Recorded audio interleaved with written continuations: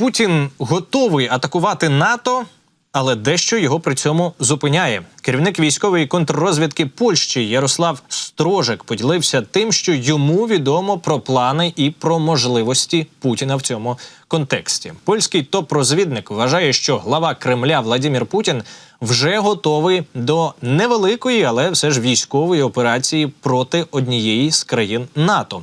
Про це він розповідає в інтерв'ю польському виданню «Денник Газета Правна». За його словами, усі прогнози щодо готовності Росії до потенційного нападу на країну НАТО, вони йдуть від аналітичних центрів, які не мають 100% інформації, базуються лише на припущеннях, на значній кількості власних припущень. Але при цьому він припускає, що глава Кремля вже має можливість організувати невелику операцію проти держави-члена Альянсу.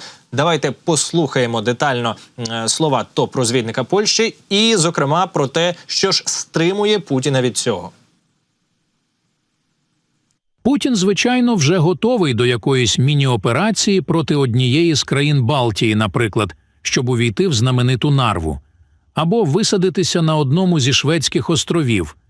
Те, що Захід робить разом для підтримки України, показує йому, що в разі нападу на НАТО реакція Заходу була б ще більшою.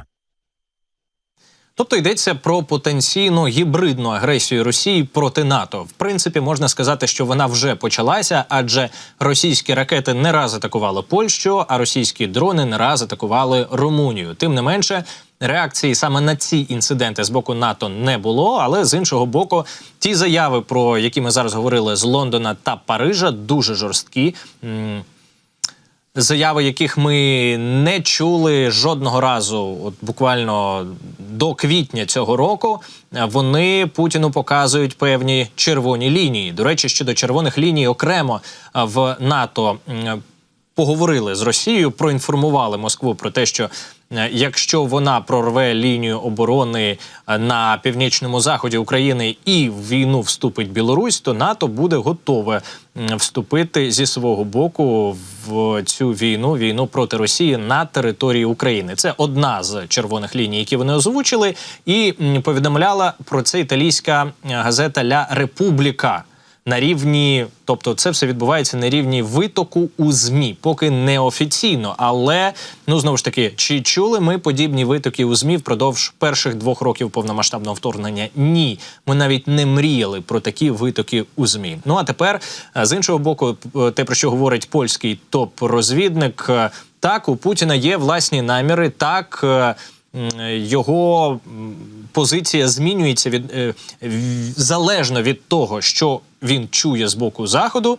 Ну і попри те, що от зараз він розпочав свої ядерні навчання, нібито у відповідь на заяви з Лондона і Парижа, все одно ми робимо зараз висновок, що Макрон і його колега, точніше не його колега, а прем'єр-міністр Великої Британії Сунак, вони все роблять правильно.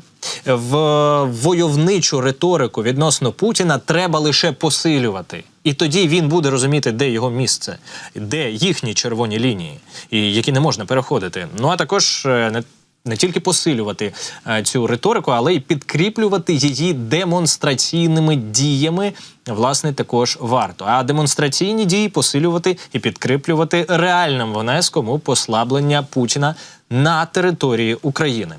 Я зараз хотів би запросити вас усіх, дорогі друзі, на сайт Фонду 24, для того, щоб ми з вами зробили свій внесок у не демонстраційні, а цілком конкретні дії на лінії фронту, які відбуваються просто зараз.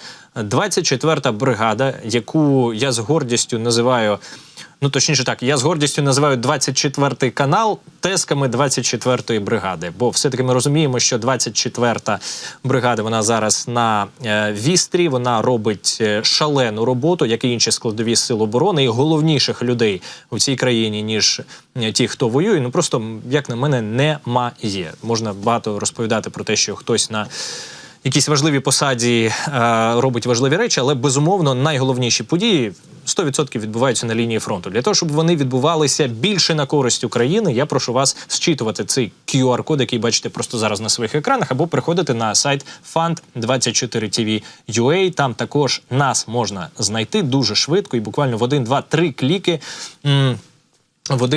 Це у випадку, якщо ви вже заходили раніше на наш сайт, почнете вводити тільки FUND і одразу ж, скоріш за все, вам ваш браузер запропонує потрапити безпосередньо на наш сайт. Натискайте туди ще 2-3 кліки і ви робите внесок ту суму, яка для вас є комфортною.